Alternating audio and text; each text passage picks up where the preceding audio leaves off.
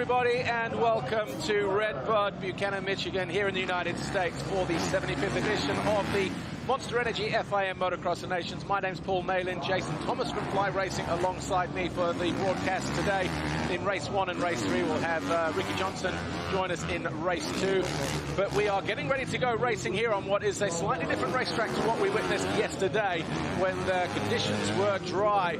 But the Motocross of Nations here, the first event ever held back in 1947 when it was run in the Netherlands on the just north of The Hague, and we continued to run uninterrupted until 2020. Of course, we were hit by the pandemic then, often known as the World Cup of Motocross, or as some have called it over the years, the Olympics of Motocross, but it is an official FIM Motocross World Championship. And the first ever winners were Great Britain back in 1947, Phil Nicholson, Bob Ray and Fred Riss. There's obviously been a lot of action for this Motocross of Nations over the years since then, and it's all for the Peter Chamberlain Trophy, named after the former FIM Vice President, who was not only a huge motocross fan, but also an enthusiast of the sport as well. But before we go anywhere, let's take a look at the racetrack here, filmed yesterday.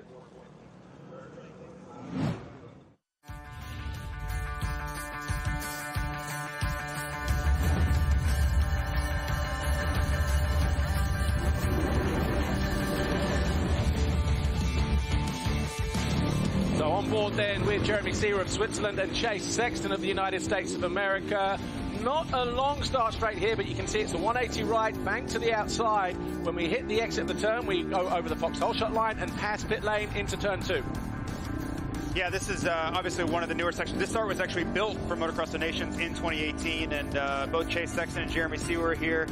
Expect a lot of battling from them. A little bit higher speed than we're seeing here, but it's a nice step down. Conditions are going to be a lot softer than this, but this double was a big part of yesterday. A lot of passing went on right past this. If you could double and race down to this inside line and beat your competitor there. Into turn 5, a lot heavier when we were here in 2018. Nice and dry and not so deep yesterday, but that's changed over the course of the night and the morning so far. We hit the Monster Energy triple jump. That brings us up into turn 6. As you can see, there's a single roller to the inside. There was a good choice of lines through there yesterday. And previously, when we came here in 2018, we did a 90-degree and went straight towards the FC Moto jump. But Jason, we go back onto the AMA track. Yeah, and right here is a section you're going to see some passing, but coming down that hill, you're going to see a lot of ruts from the moisture today. And you get into these switchback sections where guys are going to try to get aggressive on these insides. You see the man-made inside, outside artificial lines to try to create passing. So over the FC Moto tabletop then, and then as we go left, we head up right into the fan zone here, the Talladega switchback right-hander. Again, a big sweeping banked right-hand turn.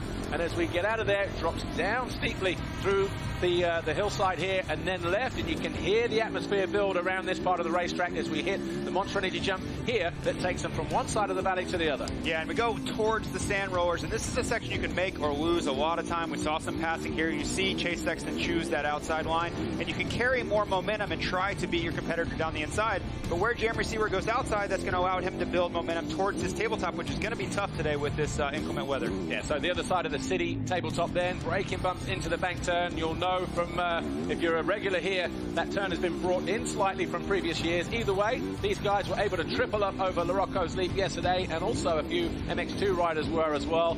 Through the right, left and then right. This is the final turn before the Monster Energy jump just here. And as we demolish the GoPro on our landing, the short straight into the final left, that takes us back down the start straight to turn 1 for another lap here at RedBud.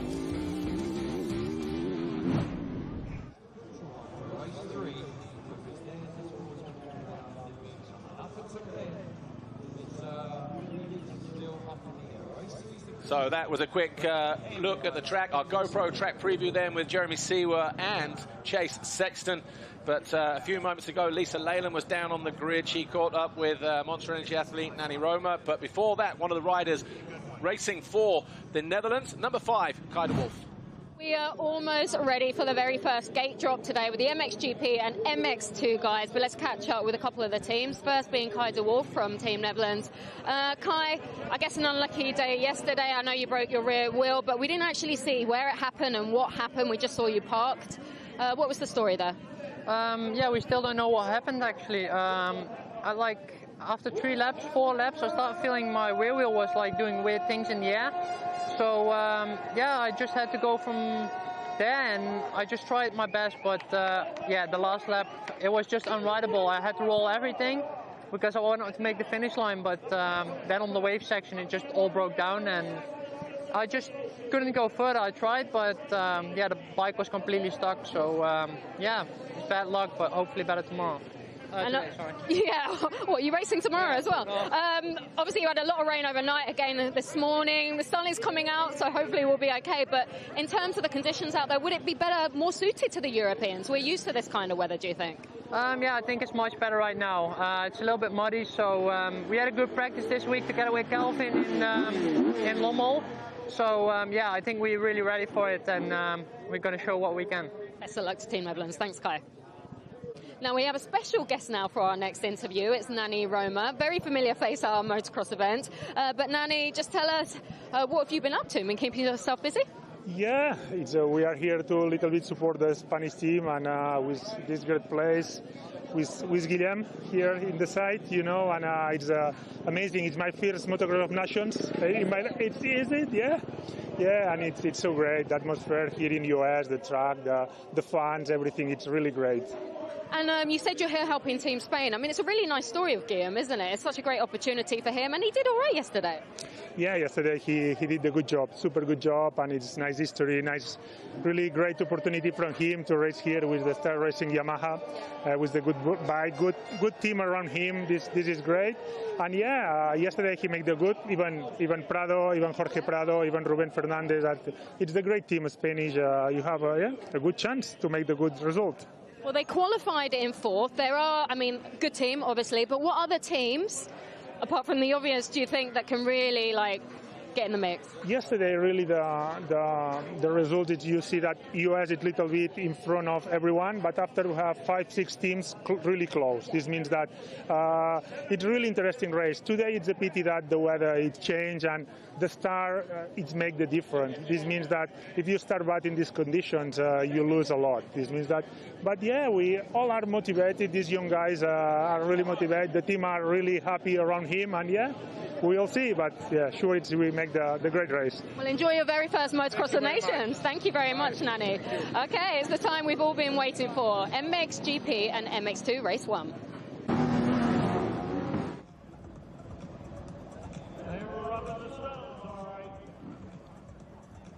Here's how the riders and teams line up then ahead of race 1, which is a combination of the MXGP and MX2 riders. USA get first pick, having topped the qualifying races yesterday. Eli Tomac and Justin Cooper going out for the USA in that one. Then we have France with Maxime Renaux and Marvin Musquin, Mitch Evans and Hunter Lawrence for Australia. And then, as you can see, we've got Spain, Belgium, the Netherlands, Italy, Switzerland, Germany, Great Britain, Sweden with the 11th gate pick, Norway on 12, Estonia, Guam 14th, Benny Bloss and Josh Parise in that for the Guamians, if there is such a place. Chile, Finland, Canada, Latvia, Republic of South Africa and Venezuela going through today as the winners of the B final. There's Marvin Musquin, Jason Thomas, Fly Racing, and just trying to pan down, we see the MX2 riders down the inside gate. Look, Justin Cooper, Marvin Musquin, Hunter Lawrence, but we've got Dean Wilson down the inside on the 450. So the strategy there, I guess, is to push. There's Glenn Coldenough down the inside, number 4, and the 22 of Jerermy Seewer. So there are some big hitters in there on the MXGP class, but that looks like there are a lot of MX2 bikes down the inside. That could be crucial. Yeah, and you wonder if everything was pre-planned or if there were moves and counter moves. Coldenough obviously went to that inside gate here in 2018 and made good from it. Everybody has their own unique strategy, and I know for Team USA, they want to get Justin Cooper out front. He's a great starter. He knows up against these 450s, he's got to get out front early. Well, the rain has just started to fall again. We've actually been lucky the last hour and a half or so. No rain, bright skies, you know, the sun bursting through. But as you can see, just ahead of MXGP and MX2, race 1, and the Fly Racing 15-second board going up. The rain has started to fall. They have prepared the track as best they could after the B final. It's going to be sticky in places. It's going to be better in others. But it's going to be an interesting first race, and all eyes over on the left-hand side of the gates. The gate drops over here. I'm going to keep an eye to the right-hand side as well. There's through the inside, and Tomac through the middle, and it's going to be Tomac and Jago Geerts. Geerts looked like he hit neutral as he came through there, but it's the American Eli Tomac and Maxime Renaux second, Seewer in third. Jago Geerts fourth, and Hunter Lawrence there in 5th place, and Justin Cooper just a few positions further back. Yeah, so a lot of the main protagonists here out front early. That was one of the big keys here in 2018 in the mud, was who got the starts, who got caught up in the first turn, and who didn't. Interesting to see Jago Geerts get the start. What an incredible performance by him yesterday, and we see him at the front yet again. Hunter Lawrence, 1:14 for Australia. He is the lead MX2 rider in 5th position at the moment, but he's got MXGP riders ahead of him. Tomac, Renaux, Geerts, Seewer, and Justin Cooper already making good ground. He started in 9th place, and he's all over the back of the Belgian there as he tried to find his way through. He went from one side of the track to the other. A lucky escape for the 102. Oh, teammates down there, 55 and 56 from Sweden. Oh, who else was in there as well? I think Wright. And I believe that may be Renaux in that 3rd spot there, number 13. We were thinking that was Justin Cooper, but I think that may be Renaux. Cooper's a few spots back there in 9th, but still a great spot for France here. And Jago Geerts, again, this is his first real race on the 450 machine, and he's hanging right with Tomac on lap 1. Yeah, apologies there. Obviously, just look, the similar colours there, the colourway there. But yeah, Maxime Renaux in that 3rd place. So Jago Geerts, your qualifying race winner on Saturday in the MXGP class, is in 2nd position behind Eli Tomac of the United States. But Geerts looked very good, very efficient yesterday in that MXGP qualifying race, and he's exactly where he wants to be, and Belgium have their rider exactly where they want him to be as well. Where is Liam Everts, his wingman, number 17, and Geerts tripling over Larocco's lead. Eli Tomac not able to do that, and the gap coming down between 1st and 2nd. Yeah, Geerts really going for that. I don't believe that anybody's done that yet today, so Geerts going with a leap of faith in the mud. We'll see if that continues. I think the track's going to break down a little bit. The berm's going to get worse. He'll have to stop doing that, but a great attempt for lap 1. Thinking about the outdoor series this year, I don't recall there being a wet race in 2022 outdoors. That may or may not be a determining factor here, because obviously in MXGP we've had a few, and of course where the Europeans are coming from, they're used to these kind of conditions as well. Certainly people like Jago Geerts riding Lommel week in, week out, mud, rain or shine. And obviously I would say at the moment, whilst Tomac is leading, Geerts looks the more relaxed and comfortable in these conditions. Maybe you would agree. Absolutely, but again, this is motocross racing, no excuses, rain or shine, you got to come here to win. So, you know, if one of the European teams wins today, I don't care what the weather brings. These guys have to show up. These are the conditions that we are presented with, and you know, to Tomac's credit, he's got out to a great start, and he's getting the job done so far. So Tomac, and actually, I will say, the Richies and their track crew have done a fantastic job getting this track into such a clean state after the B final, because it was a mess. And we have as open a racetrack that we could have expected ahead of race 1. Yeah. This is a beautiful job. Those of you who tuned in for the B final a few hours ago, it looked nothing like this. And really the determining factor is going to be, what does the weather bring the rest of the afternoon? If we can avoid rain, they'll continue to work on the track and continue to improve it. Because right now you can see, yes, it's a little ruddy, yes, it's a little soft, but these guys are going pretty decent lap times. You know, they're turning in. We'll get it next time around. Yeah, so but reasonable. You can see the speed. This isn't too far off of what they were doing yesterday. So Tomac leads. The first 6 riders are all MXGP 450 riders. Tomac, Geerts, Renaux, Seewer, Evans, Prado. So we've got US, Belgium, France, Switzerland, Australia, and Spain. Hunter Lawrence in 7th, the lead MX2 rider. Then Tony Cairoli in 8th for Italy. Then we've got, 5 riders in MX2. Justin Cooper in 9th. Adamo from Italy in 10th. Belgians, Everts is 11th place. De Wolf, and then Muscan and Kevin Horgmo of Norway. So Tomac opts to not jump it again, and Geerts got a bad run. He lost the rear end coming out of that turn and decided not to try it again. So that's something to keep an eye on. You can save a ton of time in that corner, especially because everybody's choosing to go outside already. And that's a big factor, because if you're going to opt to not jump this jump, ideally you'd want to go to the inside and make the track a lot shorter. But with the mud, they're having to use the outside anyway.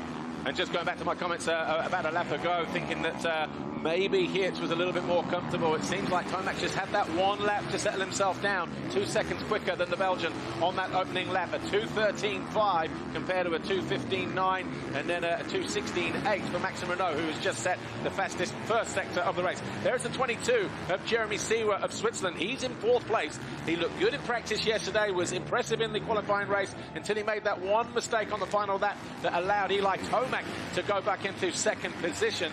And he will love to get a good result here, but still plenty left to go here. It's Tomac who leads.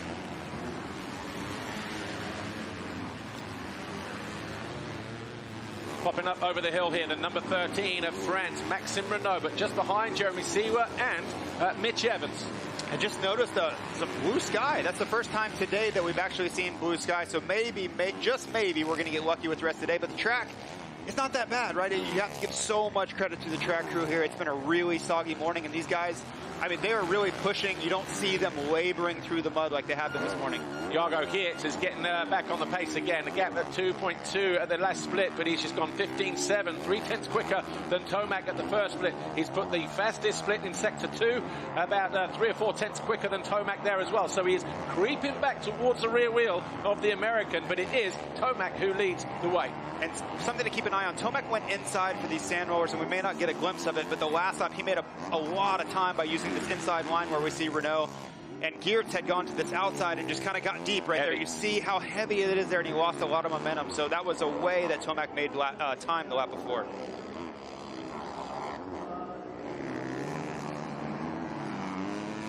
So 23.5 minutes plus 2 to go. That's an eternity when conditions are heavy like this. Renaux choosing not to triple up over Larocco's lead, but Seewer made the jump there. That's it's something to keep an eye on because it's such a time gainer. As I mentioned before, using that outside, if everybody's forced to go outside, that's going to be a lot of time that can be gained. So Jerermy Seewer not scared to go big air. We've seen that throughout this year at certain races on the MXGP Tour, but just proving it once again there. He wants to maintain that kind of consistency.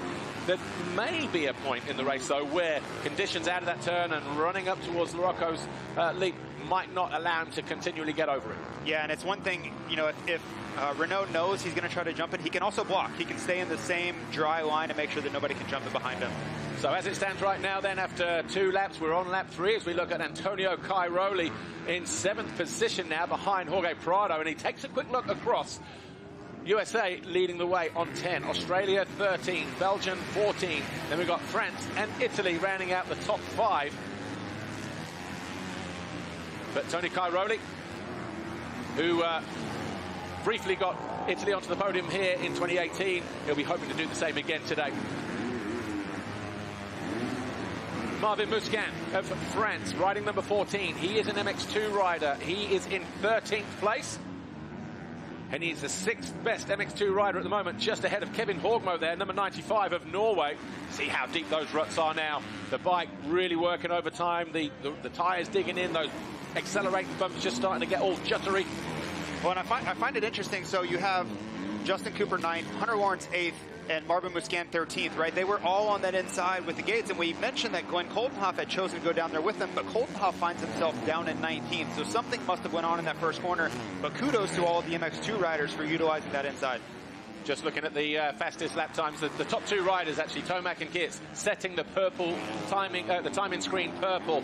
Sectors 1 and 3, Tomac, sector 2, Geerts, but it was Geerts who had the fastest lap last time around by about 3/4 of a second, but he's lost time all of a sudden because it's gone from about 1.2 to about 3.3, so a mistake for Geerts that time around. Here's Adamo dropping down the hill for Italy in the blue shirt. The Italian in 11th place. Tomac, though, knew he needed to get a good start. That's exactly what he's done, and he's just set the fastest lap of the race. Clear track ahead of him. Yeah, this is really what we've seen all summer from Eli Tomac. This was a renaissance year for him, winning both championships indoors and out. And he was really like a new person, honestly.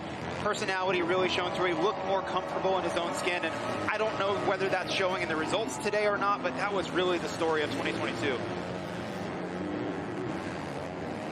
Up on the pegs as long as possible, then sits down, gets on the gas, doesn't need to rush the corners. He's got about a 3-second advantage at the moment. Look how there's just that one line at the moment. Okay, you can go either side of that, but we're getting that definitive line. That's the line on the takeoff of that Monster Energy jump that riders are going to feel the safest with. Yeah, and these two have a now 7-second gap back to 3rd place, so they're kind of into the meat of the moto here, where they can calm down, search for lines a little bit. They don't have to rush anything, and maybe for Geerts, he can just suss Tomac out a little bit, get him into the moto and try to make a pass. Outside line working beautifully at the top of the hill. He's going to have to dig deep, though. The gap 2.4 seconds at the moment as Geerts sets the fastest sector 1 and 2 times this time around.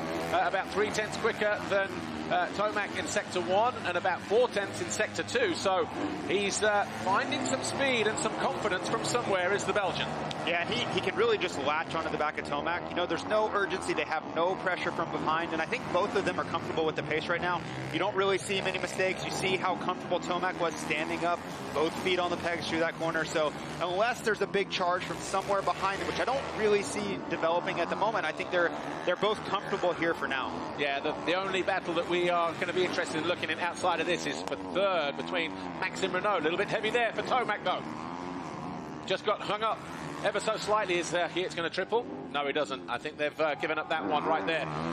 But Renaux and Seewer separated by 3/4 of a second now as they enter the final sector of this racetrack. So are we going to see a pass from fourth to third? And right on cue, Seewer all over the back of Maxime Renaux. This is the battle for third place. So Seewer has made up around about a second or so. What was his lap time? 2:15 and a 2:13. So yeah, a couple of seconds almost. Got up the inside, got good drive. He let Maxime Renaux know that he was there, but he wasn't able to execute that pass before the finish line. Well, remember, these are two teammates, right, in the regular MXGP series, so they're no strangers to each other. I'm sure they're showing each other a little bit of respect because of that, but they're also battling incredibly hard here. So USA leading the way on 10 points at the moment, with Tomac leading and Justin Cooper in 9th place. Belgium are on second, 3 points behind, with Geerts in second and Liam Everts in 11th place. Third is Australia, tied with Belgium at the moment, with their riders 5th and 8th. Mitch Evans and Hunter Lawrence. Hunter Lawrence, the lead MX2 rider at the moment. This is Evans and Prado. These two are 5th and 6th for Australia and Spain. And remember, back in 2018, Jorge Prado won the MX2 class. Hunter Lawrence was second in the MX2 overall category. So you have the nations classification plus individual class winners, those with the lowest score over their 2 races. Yeah, and a lot of the American viewers right now are probably not super familiar with Mitch Evans, but he's been on Honda HRC all season long in MXGP and really started finding his rhythm towards the end of the MXGP series. So it should be no surprise for the MXGP regulars seeing Mitch Evans out front, but I think a lot of Americans were viewing Mitch Evans as the weak link of Australia. That's probably not fair to the effort he's put in this year. See how heavy it is as they head up towards that Talladega turn. Obviously, rain only runs downhill, and, you know, it's a heavily dipped pair of goggles there on the track, so somebody without visibility at the moment, unless they've come into pit lane already. But Mitch Evans doing a good job of holding that 5th place at the moment. But what was his lap time compared to Prado? 2:16, 2:15. So Prado in the ascendancy.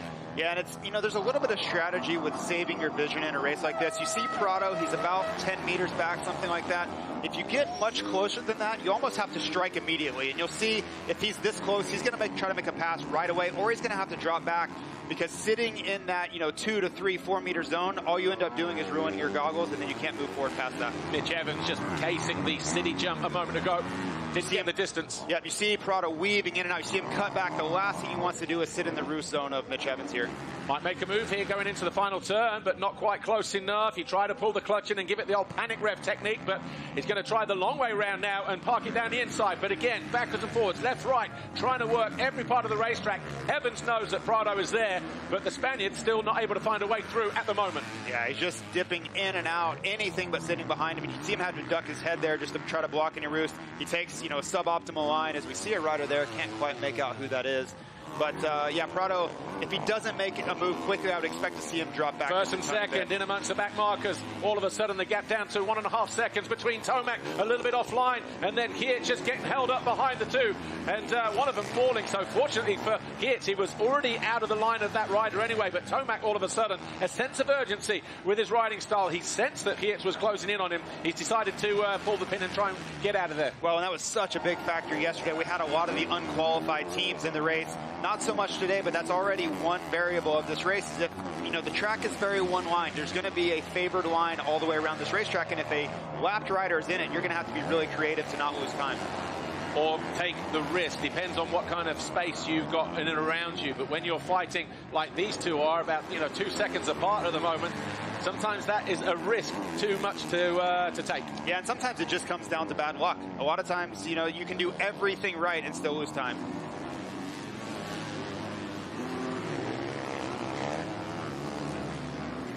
just under 15 minutes plus 2 to go. That line is clearing up, and Valentin Guillot, the MX2 rider for Switzerland, all of a sudden, Switzerland then, they would have needed that. And here is the thing with the Motocross of Nations event.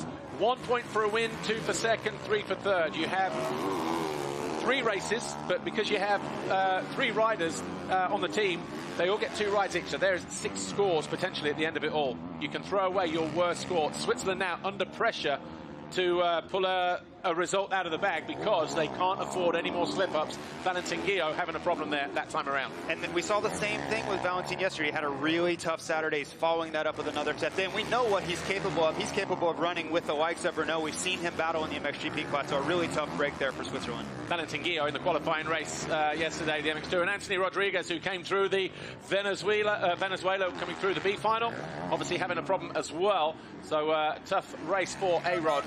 But back to Valentin Guillot, he said he fell in turn 3. So after pit lane, go left and then right just before the step down. He tried to cut back there.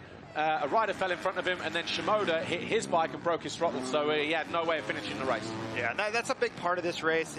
Everything and anything goes at this event. And for Switzerland, they're almost going to need a miracle now. They're really going to need Seewer to anchor that team. And you hate to see that for Guillot because he's done really well at this event before. Yeah, Switzerland at the moment with a 4 and a 38. That's what Guillot would have. Put them on 42 points. Of course, you can throw that away. So it's not bad at the moment when you think, you know, after one race, if you threw a score away, they are potentially on 4 points. But we don't do that until the final race, of course. First sighting of Justin Cooper with 13 minutes to go. The American sitting there in 9th place. He's the second best MX2 rider behind Hunter Lawrence, but he was so fast and efficient in the MX2 qualifying race yesterday.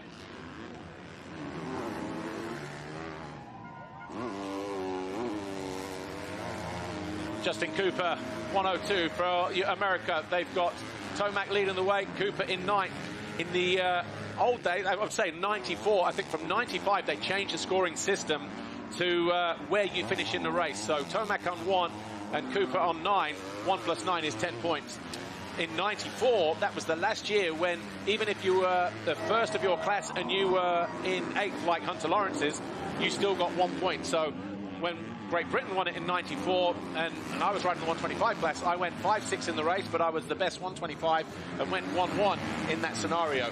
So you can see how the scoring system has changed over the years. Absolutely, yeah. And just on Justin Cooper there, he was chasing Hunter Lawrence early in the race. Hunter Lawrence has since pulled a little bit of a lead, and there's always a race within a race. You know, being the top MX2 rider is very important, but also for Justin Cooper, he wants to beat Hunter Lawrence because of that Australia versus Team USA battle. So just because you're 9th in the moto doesn't always mean everything. You also want to make sure you know where the other MX2 riders are.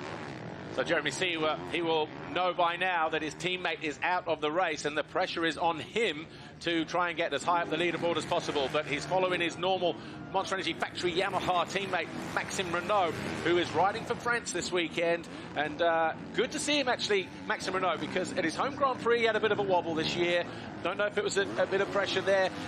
His first Motocross of Nations in Assen in 2019, he had a wobble there as well, maybe the expectation, but good to see him in a good fighting 3rd place here and withstanding the pressure from behind. Well, and both of these two, even with Renault's, you know, troubles individually, they both had outstanding 2022. Maxime Renaux coming off of the MX2 World Championship in 2021. I was wildly impressed. Both of them were MXGP winners this year, so it's no surprise to see them here running at the front. Tony Cairoli, number 1. Italy, the defending champions, of course. They won at home in Italy at Mantova at the end of, I think it was September or October, back in 2021. But he is in 7th place. His teammate, Andrea Adamo, in 13th. Italy currently 5th overall in the general classification as it stands right now. And there is Adamo just going out of shot in the blue shirt. Yeah, you have to think this is a pretty strong performance for Adamo. He's leading, you know, veteran Marvin Musquin here. And I think many wondered how would Adamo respond to the pressure, right? They're coming off of winning in Italy last year, just a huge emotional win. And, you know, Andrea's young. He doesn't have a ton of experience on this stage, you know, under this kind of pressure. And I think so far he's risen to the occasion. just keeping an eye on the gap at the head of the field. Tomac in control at the moment, almost 4 seconds clear. He was 2 seconds quicker than Geerts last time around. And Eli Tomac has never won a race at a Motocross of Nations event. Never. Won an individual moto. Why would you say that? I'm just saying, why would you? No. he is, you know, 10 minutes away from doing that. Right. And I've gotten to watch him so many times, and his performances have been incredible, but you're right. He's never been able to seal the deal, even though at times he's had the fastest lap times, and you watch him come through the pack. The starts have always been a hindrance, and it's always been a battle from the back. 3 MX2 riders at the bottom of the hill. Marvin Musquin in 14th. Kevin Horgmo. In fact, Adamo and then Musquin. Yeah, that's right. So Musquin, top of the hill, has found his way past Adamo. So he clears the Italian, moves into 13th. Adamo now 14, Horgmo in 15th. Riding for Norway. Wasn't here in 2018, so happened to learn the track in a 40-minute practice session yesterday, and then, of course, in the qualifying race on Saturday afternoon as well. But Kevin Horgmo having a good ride. He finished 4th in the MX2 Motocross World Championship this year. Anstie, a problem with the machine. He was struggling yesterday to try and get a good setup on that, so a tough race for the Brit. And 18th and 32nd for their 2 riders. Dean Wilson in 18th place. Again, another team fancied for the podium in these conditions. They are now under pressure to get 4 good scores from the next 2 motos. Yeah, and I was thinking about the difference in experience and age and all the things between Adamo and Musquin who are battling. Marvin Musquin was a world champion in MX2 class in what, 2009, 2010 yeah. range. Andrea Adamo was probably, I don't know, 6 years old watching that, right? But here they are on the world's biggest stage battling it out. And Marvin Musquin hasn't raced an MX2 or a 250 here in the US in 6 years, 7 years. So a very unlikely scenario, but that's what the Motocross of Nations is. Jerermy Seewer was 4th, but has he lost ground? Well, he's down there, and he had a good gap over Mitch Evans, but all of a sudden, knowing that his teammate is out of the race, putting himself under pressure, maybe that's why the mistake came. Well, and this track is so tricky right now. The conditions, you know, we have this slop on top of a harder base, and even though the track crew has done a phenomenal job of prep here, it can bite you. See the ruts forming. None of these ruts were here 15 minutes ago, so these riders are having to adapt on the fly. This corner was so heavy back in 2018 when we were last here, but all of a sudden, Jago Geerts back within 2 seconds of the leader, Eli Tomac. That was out to, what, 3.5, 4 seconds a moment ago. So a good response from the Belgian, but it's still the American who leads the way and holding his nerve at the head of the field in what are difficult conditions. The experience and expertise of these riders to know when to push, how to push, you know, where are the good lines, you know, when to take that risk. Those 2 are doing a fantastic job of that at the moment. They're 18 seconds clear of their nearest rival, Maxime Renaux, in 3rd. And I think you're going to see that yo-yo effect, and it's more of who makes a mistake and who doesn't lap to lap. It's almost impossible to put in perfect laps right now, so it's who can minimize the mistakes and who can really maintain a rhythm as they work through all these back markers, which is probably a big factor. You're not getting to choose your preferred line. You see Tomac, he doesn't really know to choose inside, outside. And a lot of these lines have changed so much since the last time they had to use that line. It gets a little bit tricky. Just saw a moment ago, Adamo under pressure from Horgmo as they fight over that 14th place. But Jago Geerts in amongst the traffic behind the Swede. Yeah, this is what I was talking about. The back markers can make such a big difference. You saw how much time that cost Geerts just because of one corner of having to slow down to the back marker pace. Yeah, the Swede there, Alvin Osland, number 55. So those 2, him and his teammate Alvin Gerhardsson, they fell on the opening lap together. Oh, and Jago Geerts almost off the side of the bike. He manages to keep it up on 2 wheels. Fortunately, he's got 20 seconds between himself and 3rd place, but he would have loved, and he's obviously, you know, he would love to stay in this battle for the lead, and he's fortunate enough to be able to do that. Big moment.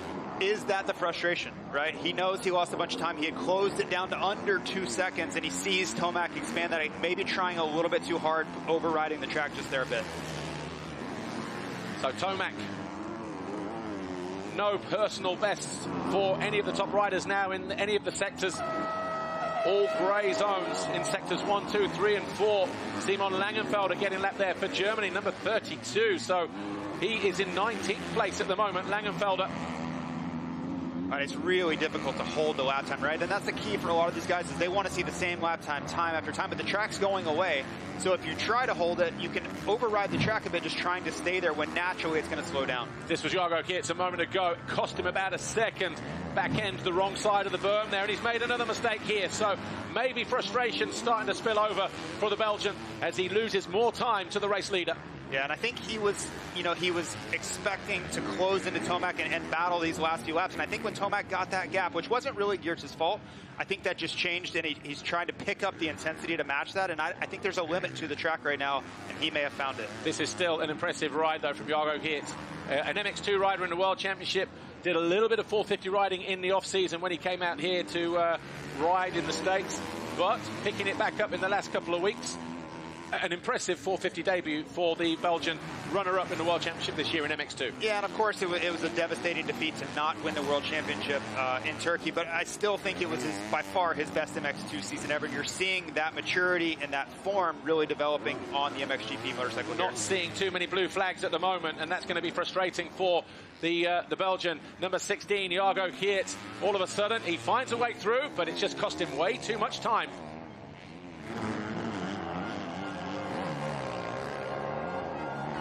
Simon Langenfelder not making it easy for Jago Geerts to go through. He's in his own race, but he's seen Tomac go by. You can't miss the 101 on the back of the shirt. You know who that is coming into this weekend. And, of course, that has blown the gap wide open now between first and second. Yeah, and it's really challenging to get out of the way on this racetrack right now. There's maybe 2 lines at best. And if you're Langenfelder, you're in your own little battle. I don't know if he necessarily knew that was another back marker or if it was actually Geerts. But, yeah, either way, at this race, on this level, and you see Tomac actually, I think that's the first time he's jumped this jump, and he's waited for the track to come in. He's waited for a good line to develop. And I wasn't sure which way it was going to go, if we were going to get more rain and the track would get worse in that section, or if actually a line would firm up and he'd be able to jump in. Eli Tomac making the best of the drying conditions now as he launches up over Larocco's leap. Just barely gets over, though. Maybe he won't do it next time around. Maybe he will. Who knows? But right now, Tomac riding in a world of confidence, almost 8 seconds clear of Jago Geerts, the Belgian. Yeah, and you've seen a lot of these guys settle in, right? Through the top 10, not a lot of passing. I think everybody's found their pace. They've gapped out a little bit. If you look through the time segments, no one's really battling. And a lot of that is because of the roost. You simply can't sustain sitting on someone's rear wheel right now. We've seen a little bit of Mitch Evans in 5th place battling with Jorge Prado. Haven't seen too much of his teammate Hunter Lawrence, 114 in 8th place, the first of the MX2 riders. He's about 7 seconds clear of Justin Cooper at the moment as Tomac makes his best lap of the race. Puts the timing screen green. So it's taken him 11 laps to put his fastest lap in to 11.6. About 3/10 down on Jago Geerts, who set the fastest lap on lap 5. Yeah, and you wonder if that was the lap that really breaks the effort of Geerts. He put 5 seconds into him on that lap, and a lot of that was, Geerts making a mistake. He turns one of his worst laps to the 2:16. But there's always that moment where everybody trying to force a move forward or backwards, and Tomac looks like he got the best of it there. Just over 2 minutes to go. Here's Hunter Lawrence in 8th. He is the lead MX2 rider. Justin Cooper about 6.5 seconds behind him for the USA. So the HRC rider, Hunter Lawrence, in a good position in terms of the overall MX2 classification, which he won in 2017 at Matterley Basin when it was held there. Had to play second fiddle to Jorge Prado when we were here in 2018. But looking good for Lawrence at the moment, and Australia. They're currently 2nd overall. So just over 1.5 minutes to go then. Bottom of the hill. 102, Justin Cooper, the 2nd rider in shot here. He is the 2nd MX2 rider. Hunter Lawrence already up and over the triple in the background. That's the gap between the 1st and 2nd MX2 riders of Hunter Lawrence of Australia and Justin Cooper of America. But those combined scores, a 1st and a 9th for Tomac and Cooper, giving them 10 points. They have a 3-point buffer over Australia at the moment. Yeah, and for Justin Cooper, he won't be thrilled that Hunter Lawrence got away from him here, but at the same time, you've got to manage expectations and understand that if Hunter's riding really well, I can't match his pace. You can't throw a moto away, because to be able to use a 9, they may need that score. If we get more rain, we have a first-turn crash, that 9 may be extra valuable at the end of the day. Not easy conditions for an MX2 rider. I think we'll see slightly different results for the MX2 riders in the next race, because even though they're back-to-back races with not a lot of time in between motos, about 45 minutes, something like that. So a quick turnaround normally your strongest 450 riders are your MXGP riders, normally. So expect Lawrence and Cooper, Kai de Wolf, who's the third best MX2 rider, to be mixing it for top 3, top 5 positions next time out. Yeah, and I'll be very curious to see the starting grid positioning for Moto2. Do the MX2 riders go the same way? Does a guy like Glenn Coldenhoff choose that again? Because it didn't work out this time. He got the inside gate for Moto1 and it didn't pan out. We still find him down in 13th position after such a strong, dominant performance here in 2018. They have to be frustrated with that. Yeah, and he's what, 9th best MXGP rider. So the Netherlands at the moment, he is 6th. Netherlands are 6th, but he was 29th on the opening lap, Glenn Coldenhoff, because of where he started, somehow getting held up on the first lap. Yeah, and you would assume it was just a pileup or some sort of traffic jam somewhere, because Coldenhoff is a great starter. He knows this event so well, but in the mud, anything goes, right? Riders are swerving every direction. You see Benny Bloss there for Team Guam, who's had a really great summer, and unfortunately it looks like he had some sort of mechanical failure there. Marvin Musquin continues to circulate in 14th place. The French rider, his teammate is Maxime Renaux. He's in 3rd. So France sitting 4th place at the moment with a 14 and a 3 score. That putting them on 17 points. 3 behind Belgium, who are sitting 3rd at the moment. A 2nd and a 12th for Jago Geerts and Liam Evans. And Evans may be closing in, where is he, on Nagel possibly? No, Nagel has a 218 and Evans on a 220. But Evans in 5th place, closing in on Jerermy Seewer. We know Seewer fell a few laps ago whilst pushing Maxime Renaux, so maybe there is a bit of a battle there for 4th place and a good second half race resurgence for the Australian Mitch Evans. No doubt getting the hurry up from the pit crew, because if he makes another pass, that gap goes from 13 down to 12 points.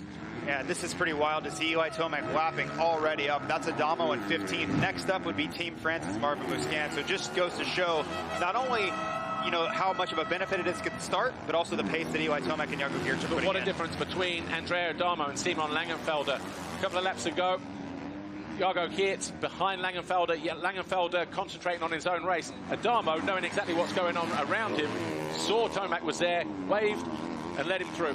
Yeah. Did not want to interfere with play. And then fair play to Adamo there for having that sense of awareness here in this race. And right here, we'll see how he handles it with Jago Geerts. Again, he looks around, right? And that's the smart move. Be aware of your surroundings and don't force a line there.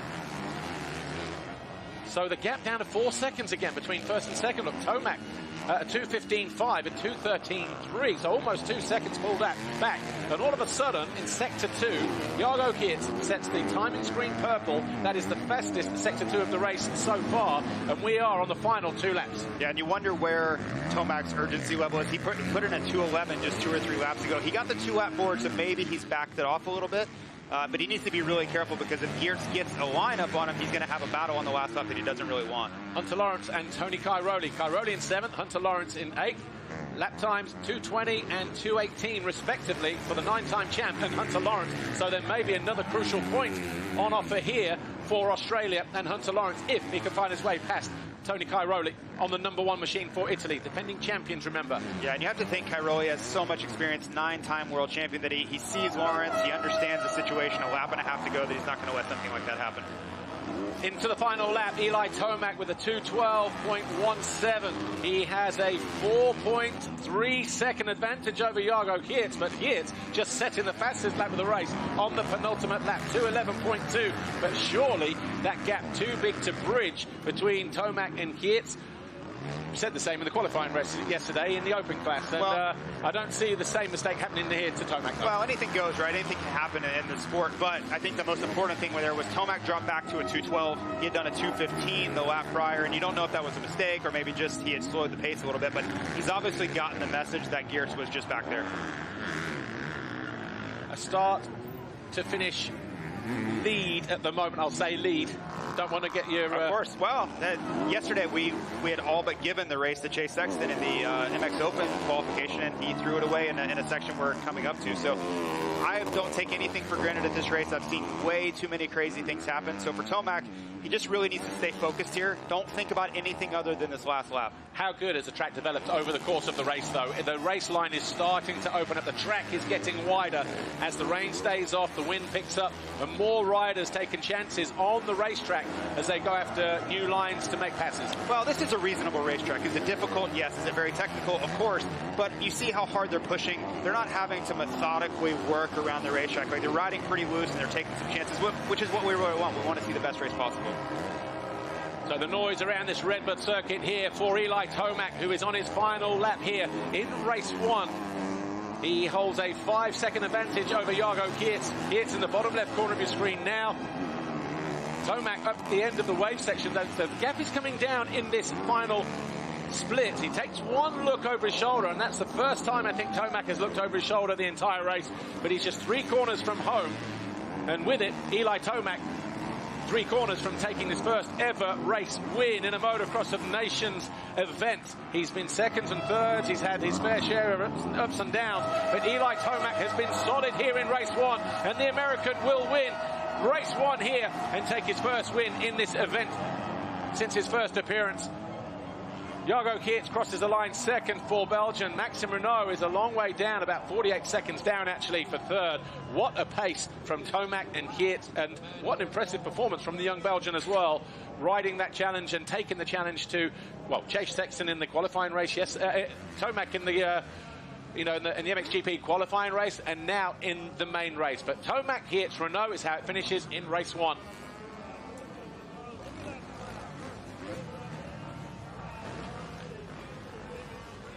So the fans on the bank there, more than happy with how things have turned out in that first race, because as it stands right now, the USA 3 points clear. This was the final tour, the final lap over Larocco's lead. Yes, there was a back marker ahead of him, but he knew where he was at all times, jumped across to the left. But Eli Tomac, sensational in race 1 as he picks up 1 point for the United States. His teammate and wingman Justin Cooper coming home ninth, giving Team USA a 10 points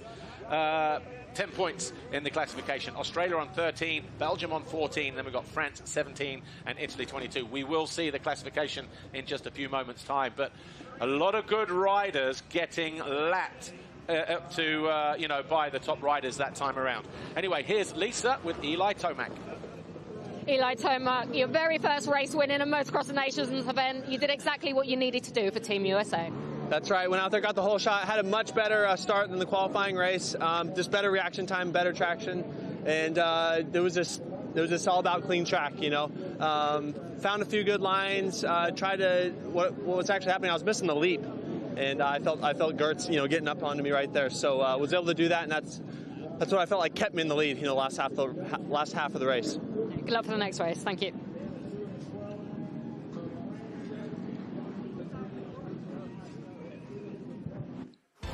How the mind of a professional racer works, knowing where you can or can't improve and where your weak points are. Eli Tomac figuring it out.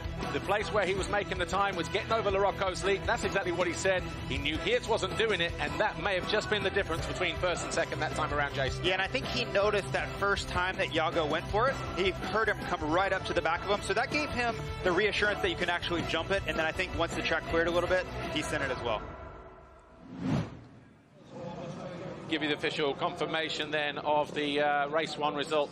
So you'll see the flags down the side there. We'll give you the overall classification in a moment as well. Eli Tomac wins it from Jago Geerts, Maxime Renaux, Jerermy Seewer, Mitch Evans, Jorge Prado, and Tony Cairoli. The first 7 riders, all MXGP based. Then we've got the first 3 MX2 riders, Hunter Lawrence, Justin Cooper, and Kai de Wolf, with Nagel, Everts, Koldenoff, Muscan, Adamo, Wilson, Langenfelder, who found his way past Hawkma on the final lap. And then we had Osland and Sabalis. So an impressive performance then from both Eli Tomac to win his first ever Motocross of Nations race, and Jago Geerts, first time out on a 450 to come home behind the 450 AMA national champion and Supercross champion from 2022. Yeah, and I think, most of the favorites are at the front, right? Italy's a little bit of a surprise at 5, but to me, Belgium is the biggest surprise, right? We didn't really know what to expect there, but you see the points there. USA leading, Australia 2, Belgium 3, France 4, Italy 5. But Netherlands, a little bit of a tough, De Wolf there in 10th. Koldenhoff was really the story there with the bad start. Yeah, so USA sitting at the top of the table, I think, for the first time probably since Maggiora, I would have to say. When, Cooper Webb, Jason Anderson, when they had what was a fantastic first, let's say, opening race, a couple of races. Obviously, there was a lot of pressure on Coops when Anderson got landed on that day. But let's take a look at the highlights from race 1 then, shall we? Big hitters down the inside as the gate dropped, but Tony Cairoli getting swamped here, but it was Eli Tomac through the middle and Maxime Renaux around the outside. Geerts just almost coming unstuck. I think Geerts with a Fox Holeshot, but then he hit neutral on the exit, and that allowed Tomac to take over the lead by the time they reached turn 2. Maxime Renaux was second, but then dropping downhill. Jago Geerts sides his way through into second for Belgium. Geerts then down in third, Renaux down in third.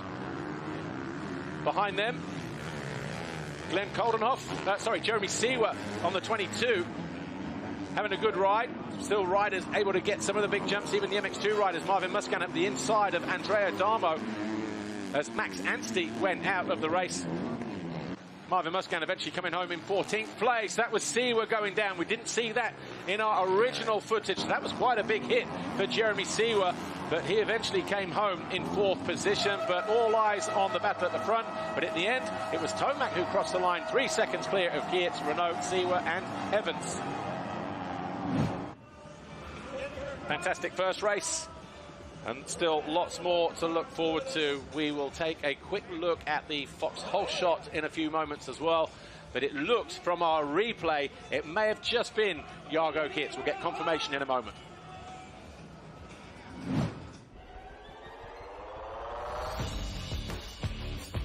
Jago Geerts by about a half a bike length over Eli Tomac, but it was Tomac who found his way into the lead at turn 2, had the last lap and picked up the 1 point for Team USA.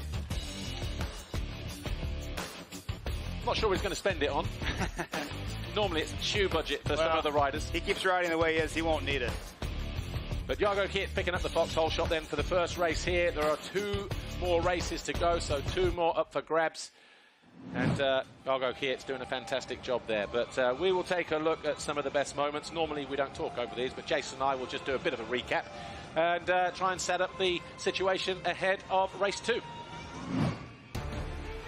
So a decent first decent first race then, which was the MXGP and MX2 riders. All came down to the start in some situations, especially, for the main players in this competition. Team USA, France, Netherlands, Belgium, those guys. Jason, your thoughts? Yeah, we talk about it so much. Who gets the inside gate? Does it matter? And to me, so far, the Netherlands is the one on the back foot as far as that goes. All the other contenders, you see, GB had a really tough moto, but both France, USA, and Australia sent their MX2 guys to the inside, and they got it done. They all finished well inside the top 10, except for Muscan. Difficult conditions at the start of the race, but the rain held off. As the track wore on, as the race wore on, conditions started to dry out. Confidence from the riders started to build as well, and the racing started to improve as well. Yeah, the track was a changing dynamic the entire time. Some sections got better, some sections got a lot worse, so these guys really had to stay on their toes. Well, race 2 will be back live at 2:30, so just over 30 minutes time, 35 minutes, something like that. But Team USA heading into race 2 on 10 points, 3 clear of Australia, with Belgium a point further back. France and Italy ran out the top 5. Netherlands just outside that top 5 situation. We'll be back in a few moments, well, in about 30 minutes time, something like that, for MX2 and Open. From Jason Thomas and me, Paul Malin. We will see you again very, very soon. Thanks for watching, and we all anticipate another fantastic ride next time around. So we will see you then. Bye for now.